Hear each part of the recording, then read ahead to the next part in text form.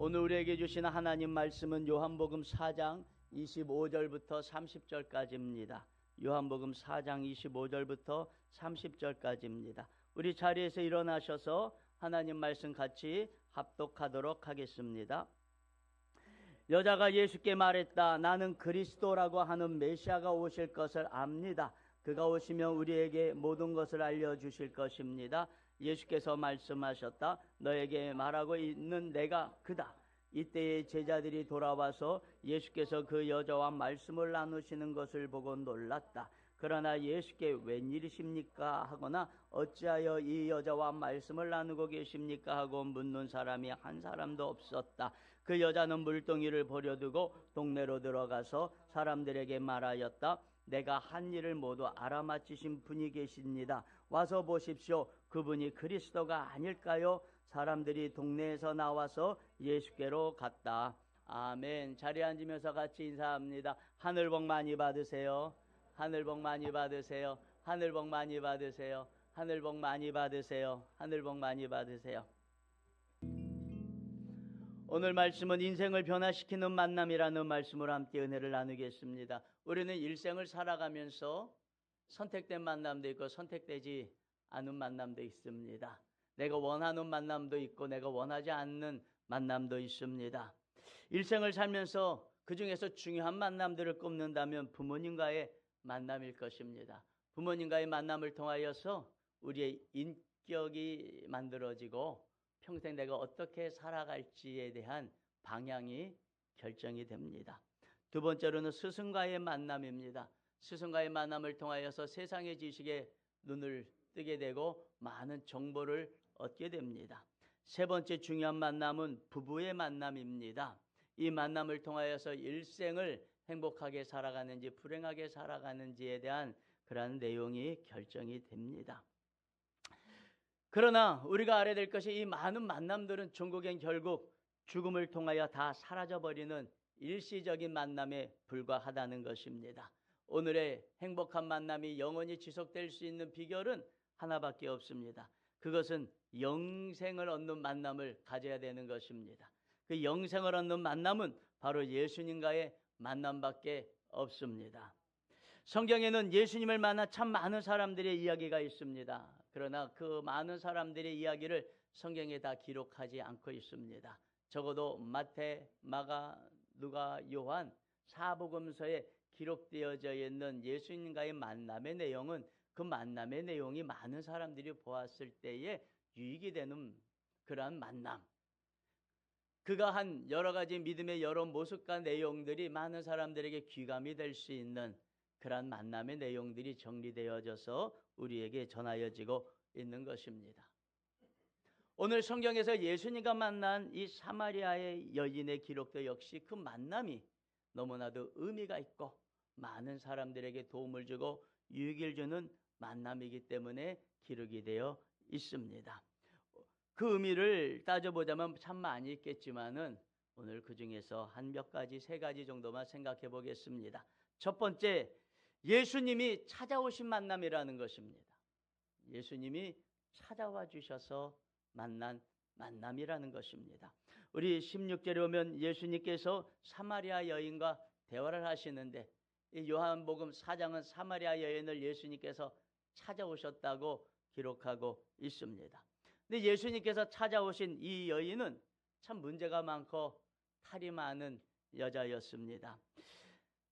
16절에서 18절 내용에 보면 예수님과 사마리아 여인이 대화하시는 내용이 이런 내용이 있습니다. 예수님께서 여자에게 말씀하셨다. 가서 내 남편을 불러오너라.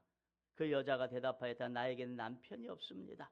예수께서 여자에게 말씀하셨다. 남편이 없다고 한 말이 옳다.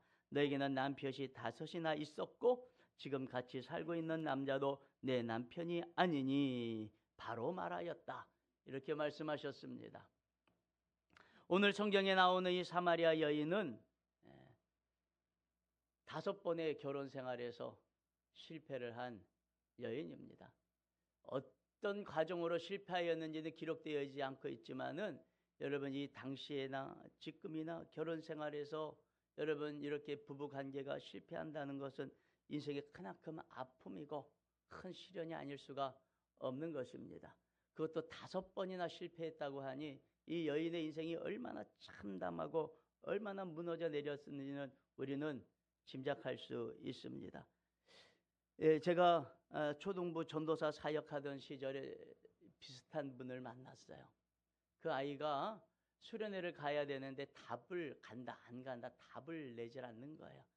그래서 어머니를 만나서 내가 좀 상담을 해볼게 하고 그 어머니를 만났는데, 어머니가 첫 만나자마자 자신의 인생의 사연을 쭉 이야기를 하시는데, 강원도에 사셨던 분이 인천까지 오신 거예요. 횡단을 하셔서 여기까지 온 그 인생의 여정과 과정을 쭉 이야기하시는데, 정말 이분이 이 여자예요. 5번 결혼에 실패하고 지금 6번째 남자와 만나서 살아가고 있는 그런 삶이에요. 그 내용은 정말 제가 상상할 수조차도 없는 참담한 인생이고 삶이었습니다. 저는 이 말씀을 읽을 때마다 그분이 생각이 납니다. 이 여자분은 이때 당시에는 봉건적인 남자 중심적인 사회에서 여자가 의지하고 기대할 때라고는 남자밖에 없는 거예요. 그런데 어찌된 연고인지 그 5명의 남편과 실패를 하고 6번째 남편하고도 사는데, 성경에 보니까 남편도 아니래요. 맞다. 지금 살고 있는 남자도 남편이 아니다. 남편이 아니래요. 그냥 의지하고 의탁하고 살아가는 그러한 사람인 것입니다. 이 여자는 만남에 지속적으로 실패를 하여 인생의 불행을 겪고 있는 사람입니다. 마을 공동체로부터 외면을 당하여서 한낮에 정오에 물을 뜨러 나옵니다. 여러분, 이 지역은 정오는 쉬는 시간이에요. 점심 먹고 쉬면서 한 서너 시쯤 돼야지 움직이는 곳이에요. 그런데 아무도 움직이지 않는 그 시간에 떼약볕에 나와서 물을 기를 수밖에 없는, 마을 공동체 안에서도 버림받고 소외되어지고 세상의 눈치를 보고 살아가는 바로 그러한 이 여인을 예수님께서 찾아오셨다는 사실인 것입니다. 우리는 종종 예수님을 온 인류의 메시아, 온 인류의 구원자, 얼마나 큰일 하시는 분입니까? 한 나라도 아니고 온 인류를 구원하기 위한 메시아요 그리스도이신 예수님을 생각합니다. 그러나 여러분 알아야 될 것이 있습니다. 예수님의 관심사는 온 인류의 구원에 있지 않습니다. 바로 저와 여러분의 구원에 있습니다. 여러분, 이 여인은 그 어느 누구에게도 주목받지 못하는, 어쩌면 그 마을에서 참 저 여자 때문에 이 마을이 참 힘들다, 어렵다 하고 눈치를 받는 바로 그런 여자 아니겠습니까? 예수님께서 정오에, 예수님도 정오에 일부러 사마리아 땅에 들어가셔서 우물가에서 이 여인을 기다리고 있었다는 사실인 것입니다. 여러분, 우리는 종종 신앙생활을 하면서 그런 생각할 때가 왕왕 있습니다. 하나님은 나 같은 사람을 거들떠 보시기나 하실까? 나같이 문제 있는 사람, 나같이 형편 있는 사람, 형편없는 사람, 나 같은 이 자꾸 보잘것없는 이 개인에게 하나님의 관심을 가지고 계실까? 이런 생각을 하는 사람들이 있습니다. 여러분, 그렇지 않습니다. 오늘도 하나님은 여러분 한 사람에게 관심이 있습니다. 여러분이 예수님을 믿게 된 것은 여러분이 예수님을 찾은 것이 아니라 예수님이 찾아오셨기 때문에 가능한 것입니다. 예수님은 고대광실을 찾아가시는 것도 아닙니다. 예수님은 화려한 곳을 찾아가시는 것도 아닙니다. 예수님은 인생에 잘 나가고 있는 사람 찾아가가지고 예수님께서 대접받는 것이 아닙니다. 예수님은 가난한 자들, 소외된 자를, 인생의 질고를 겪고 있는 자를, 의사가 필요한 환자들, 인생의 문제를 해결받아야 되는 사람들을 예수님께서는 찾아가시는 것입니다. 여러분, 오늘도 예수님께서 저와 여러분을 찾아오셨다는 사실을 믿고 깨달으시길 주의 이름으로 축원합니다. 예수님이 찾아오지 아니하시면 만날 수가 없습니다. 여러분, 나는 아무 문제 없다, 나는 예수님도 필요 없다 하는 사람은 예수님이 찾아가시지 않습니다. 예수님은 상처받은 심령들, 인생에 문제 있는 사람들 예수님께서는 찾아가 주시고 만나 주시는 것입니다. 여러분, 그렇기 때문에 저는 온 인류의 주님임도 믿지만 제가 믿는 주님은 나를 향하신 주님인 것입니다. 예수님께서 이 여인을 찾아오셨을 때 대화하다가 문제를 발견하신 게 아니에요. 이 여인의 문제가 무엇인지 알고 찾아오셨어요. 남편이 5이나 있었고 지금 사는 사람도 나의 남편이 아니다. 예수님은 우리의 인생의 문제를 모르는 것이 아닙니다. 예수님은 우리의 허물을 모르는 것이 아닙니다. 예수님은 나의 약함을 모르시는 분이 아니십니다. 예수님께서 찾아오셨을 때 나의 모든 문제를 다 알고 찾아오신 것입니다. 왜 찾아오셨습니까? 그 문제로부터 나를 구원해내시기 위함인 것입니다. 그 문제로부터 나를 이끌어내셔서 내 인생의 문제들 속에서 나를 건져내시기 위함인 것입니다. 첫 만남 때만 그런 것이 아닙니다. 예수님은 항상 관심이 나에게 있다는 사실을 잊지 마시기를 주님의 이름으로 축원합니다. 두 번째로 예수님을 만나면 인생을 성공한다는 사실을 오늘 성경은 말씀을 하고 계십니다. 예수님을 만나면 어떤 실패한 인생도 성공하는 인생이 된다는 사실인 것입니다. 오늘 성경에 만나는 이 여자는 더 이상 희망도 없고 꿈도 없고 장래도 없고 완전히 실패한 인생인 거예요. 그래서 예수님께서 이 여자를 만나 주셨습니다. 이 여자를 만나 주셨는데 중요한 것은 이 여자도 예수님과의 만남에서는 성공했다는 거예요. 다른 만남은 다 실패했지만 예수님과의 만남은 성공했다는 거예요. 만남에서 성공하려면은 상대방이 원하는 것을 만족시켜줘야지 만남에서 성공하는 거예요. 여러분, 우리가 세상살이가 참 힘든 것은 우리가 만나고 있는 사람들의 필요를 채워주는 게 너무 힘들기 때문에 그래요. 너무 변덕스럽기도 하고 한도 끝도 없어요. 도대체 얼마나 내가 채워줘야 저 사람이 만족하다고 할까? 기쁘다고 할까? 즐겁다고 할까? 그런 생각을 하는 거 아니겠습니까? 여러분, 해도 끝도 없는 것이 사람들과의 만남인 것입니다. 그러나 예수님과의 만남에 성공하기 위해서는 단 한 가지만 있으면 됩니다. 믿음이에요. 믿음. 예수님을 기쁘게 해드리는 것은 믿음입니다. 믿음이 없이는 하나님을 기쁘게 할 수 없다고 말씀을 하고 계십니다. 예수님은 우리에게 바라는 것은요, 믿음인 거예요. 예수님이 하나님의 아들이신 것과 예수님이 나를 위하여 십자가에 달려 돌아가시고 3일 만에 부활하셨다는 사실을 믿는 거예요. 그만큼 하나님께서 나를 사랑하고 계신다는 사실을 믿는다는 거예요. 예수님이 나의 인생에 어떠한 삶의 질고 어떠한 문제도 능히 해결해 주실 것이라는 사실을 믿는 거예요. 예수님께서 사마리아 여자에게 어떤 표적과 기사도 보여주시지 않았습니다. 단 하나, 네가 남편이 5이 있었는데 지금도 사는 사람도 네 남편이 아니다 라고 얘기할 때 이 여자는 무슨 생각을 갖고 있냐면요, 아, 예수님은 선지자구나, 예언자구나, 이런 생각을 했단 말이에요. 그런데 예수님께서 아니다, 나는 선지자가 예언자가 아니라 너희가 기다리던 메시아다, 그리스도다, 이렇게 말을 하셨을 때 이 여인은 그것을 믿었습니다. 여러분, 우리가 예수님을 어떤 분으로 믿느냐 하는 것에 따라서 우리의 인생이 달라지는 것입니다. 우리가 믿는다고 하지만 잘못된 믿음들이 있습니다. 어떤 사람들은 오랫동안 교회를 다니고 있기 때문에 내가 예수님을 믿고 있다고 착각하는 사람들도 있습니다. 그건 아는 것이죠. 그거를 지적인 믿음이다 이렇게 얘기합니다. 지적인 믿음이다. 하도 많이 들었기 때문에 안다고 생각하는 것이죠. 그건 믿는 게 아닙니다. 두 번째로는 예수님께서 마치 무슨 위대한 어떤 예언자나 선지자나 이런 분으로 아는 믿음인 것입니다. 인간적인 믿음인 것이죠. 이런 믿음도 역시 참된 믿음은 아닙니다. 진정한 믿음은 무엇입니까? 예수 그리스도께서 하나님의 아들이시고 예수님께서 나를 위하여 십자가에 달려 돌아가시고 3일 만에 부활하셨다. 예수 그리스도를 믿으면 내 영혼이 구원을 받고 나의 인생의 즐거워서 내가 구원을 받는다고 하는 사실을 믿는 것입니다. 예수 그리스도를 인격적으로 받아들이고 영접하는 것입니다. 이 여인의 믿음은요, 참 우리에게 시사하는 바가 많습니다. 동네 사람들에 가서 뭐라고 얘기합니까?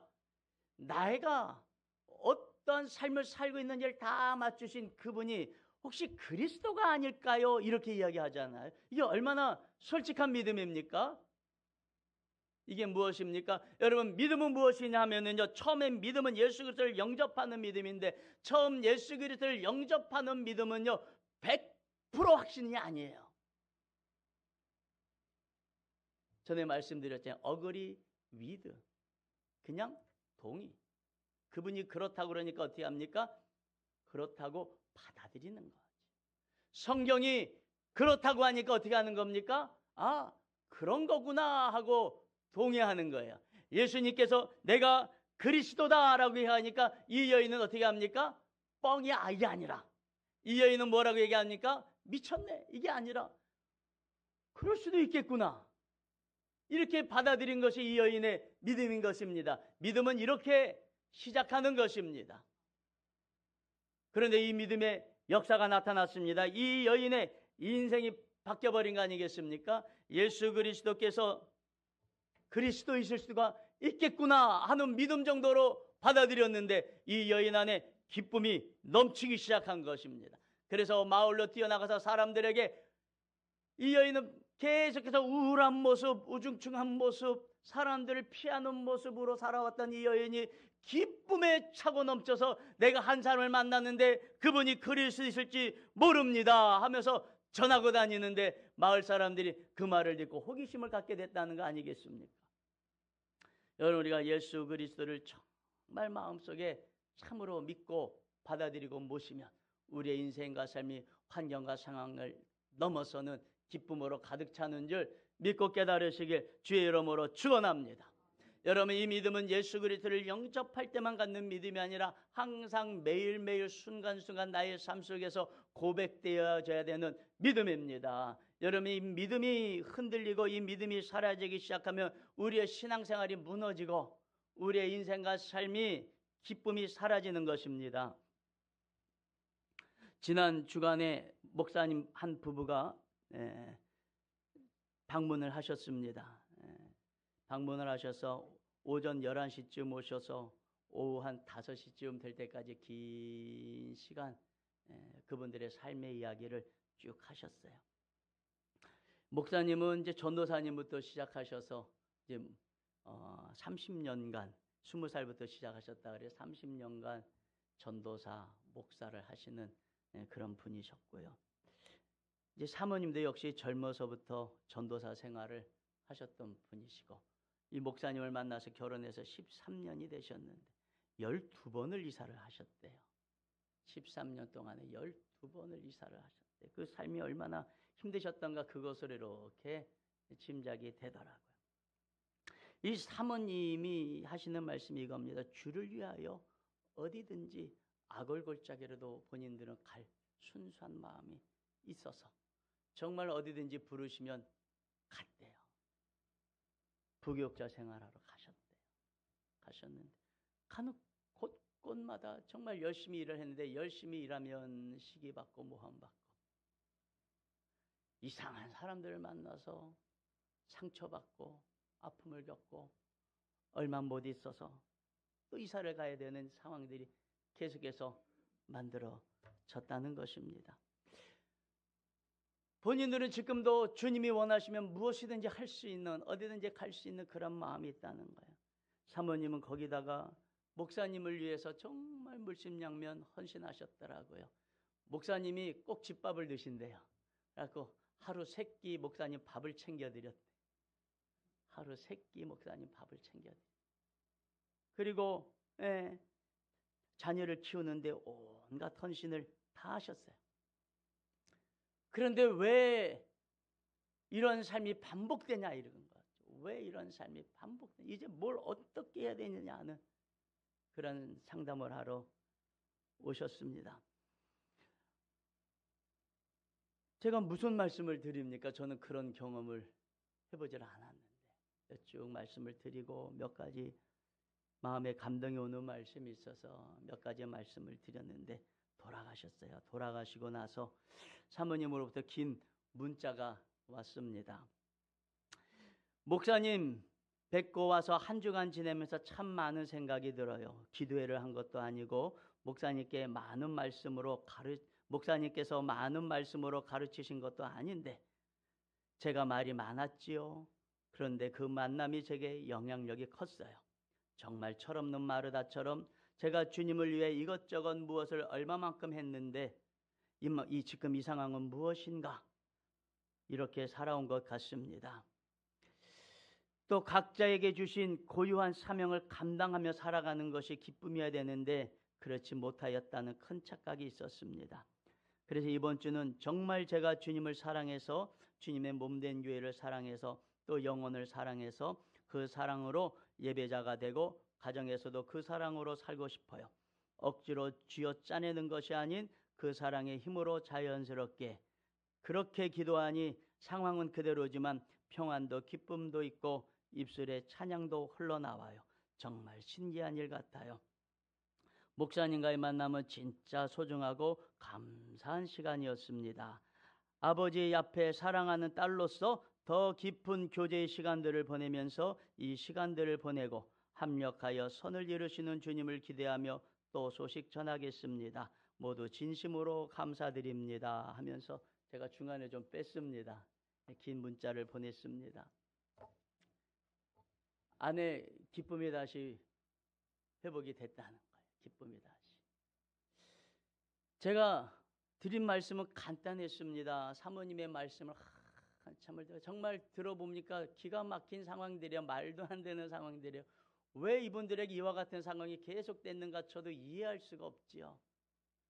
그러나 이분의 말씀을 가만히 들으면서 그런 생각이 들었어요. 주를 위하여 이렇게 애쓰고 노력했는데, 가정을 위하여 이렇게 애쓰고 노력했는데 왜 결과가 이러냐는 것이죠.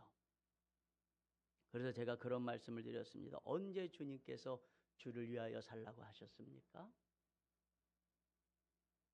그 말씀을 드려서 언제 사모님께 주님께서 주를 위하여 살라고 하셨습니까? 그리고 진짜로 주님께서 원하시는 것이 무엇인지 사모님은 아십니까? 주님이 정말로 원하시는 것은 사모님의 행복이에요.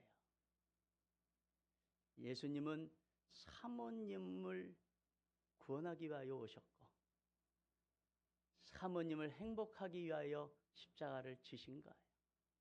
주님의 행복을 위하여 오신 것이 아니에요. 주님의 행복을 위하여 사모님을 선택한 것이 아니에요. 주님은 사모님이 행복하게 사는 것이 주님의 첫 번째 소원이고 첫 번째 바람인데 왜 사모님은 주를 위하여 살았나요? 주를 위하여 사니까 주님한테 원망이 있잖아요. 남편을 위하여 사니까 지금 남편한테 원망이 많잖아요. 자녀를 위해서 살았는데 자녀가 뜻대로 안 되니까 자녀에 대한 불평과 원망이 많잖아요. 이제는 사모님을 위해서 주님을 섬기세요. 주님과 사모님과의 관계가 먼저 회복되어야 될 것 같습니다. 그 말씀을 드렸습니다. 사랑하는 성도 여러분, 우리는 자꾸만 놓치는 것이 있어요. 여러분, 예수님께서 사마리아로 왜 가셨습니까? 주님을 위해서 가셨습니까? 사마리아 여인을 위해서 가셨습니까? 누구를 위해서 가셨어요?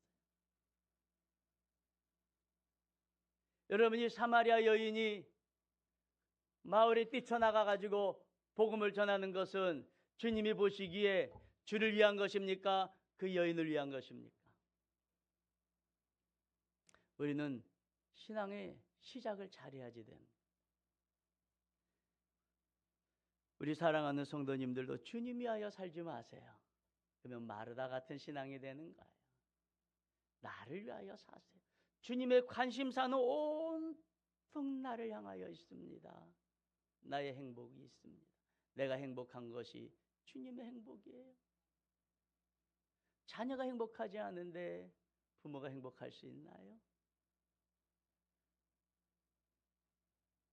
그 말씀에 사모님께서 깨달음을 얻으신 것 같습니다. 그리고 이렇게 말씀드렸어요. 불안해하지 마세요. 주님을 믿으세요. 여러분, 의인은 믿음으로 말미암아 살리라라고 하는 말씀은 어디에 나오냐면 하박국서 2장에 나오는 말씀인데 거기에도 역시 이와 같은 고민이 있는 거예요. 왜 의인이 고난을 당해야지 되며 왜 의인이 핍박을 받아야 되며 왜 의인은 고생을 해야 되는가? 그런데 주님께서 하신 말씀이 있습니다. 의인은 믿음으로 사는 거야. 고난 가운데서도, 환난 가운데서도, 어려운 가운데서도 하나님의 선하신 뜻이 있다는 사실을 어떻게 하는 겁니까? 믿는 것이 믿음이에요.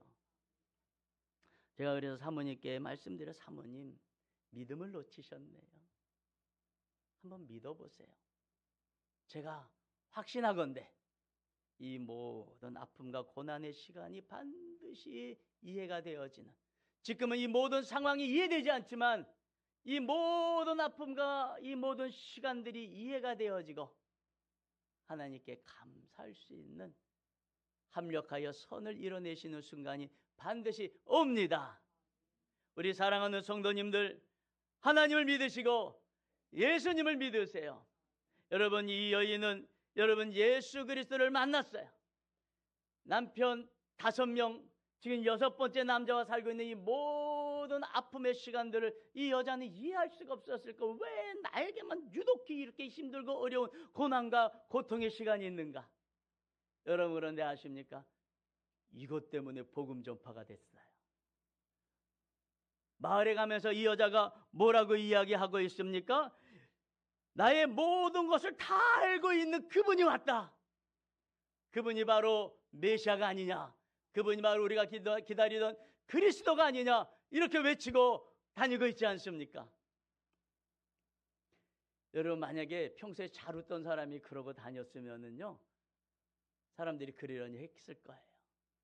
그런데 이 여자는 평소에 웃지도 않고 인생의 모든 수고와 삶의 즐거움을 다 가지고 살아가고 인생의 실패와 낙오자로 사람들의 낯을 피하여 다니던 이 여자가 그렇게 큰 소리를 치고 다니니 말이야, 사람들이 놀랄 일 아니겠습니까? 이야, 저 여자가 저렇게 말을 할 정도면 그가 만난 분이 어쩌면 진짜 메시아일 줄도 모른다고 하는 확실한 동기를 주지 않았겠습니까? 여러분, 하나님께서는 우리가 다 이해할 수 없는 환경과 상황들 속에 우리가 있도록 허락하십니다. 그러나 우리가 믿음으로 포기하지 않고 주님 앞에 나오면 이 모든 것들이 합력하여서 선을 이뤄내는 역사를 보게 될 것입니다. 사랑하는 성도 여러분, 인생의 어떠한 만남에서 다 실패를 했더라도 주님과의 만남에서 성공하면 인생이 바뀌고 변화되어지는 것입니다. 이 여인의 이름은 기록되어 있지 않습니다. 그러나 여러분, 성경에 기록되어 있다는 것만으로 얼마나 큰 영광입니까? 여러분, 그동안 인류의 역사가 예수님 이래로 2000년이 넘는 시간이 지나고 흘러왔는데 어떠한 정치가도 어떠한 재벌도 성경의 이름이 기록되어 있질 않아요. 그러나 이 여인은 기록되어 있는 거예요. 이름은 기록되어 있지 않지만 이 여인이 행한 일은 기록되어 있는 거 아니에요. 여러분, 천국에 가면 이 여자는 유명 스타예요. 야, 도대체 사마리아 여인은 어떻게 생겼을까? 어떤 사람일까? 여러분, 궁금하지 않습니까? 우리 성도님들, 어떠한 만남에서 실패하셨다 할지라도 오늘 다시 예수님과의 만남에서 성공하시길 주의 이름으로 축원합니다. 예수님을 만나면 인생이 바뀝니다. 예수님을 만나면 삶이 바뀌고 운명이 바뀝니다. 우리 사랑하는 성도님들, 매일매일 예수님과의 만남에서 성공하셔서 매일매일 주님이 주시는 기쁨이 흘러차고 넘쳐서 사람들이 내 웃음을 통하여, 내 밝은 모습을 통하여서 예수 그리스도를 만나게 되어지는 전도의 통로가 되시기를 주의 이름으로 축원합니다.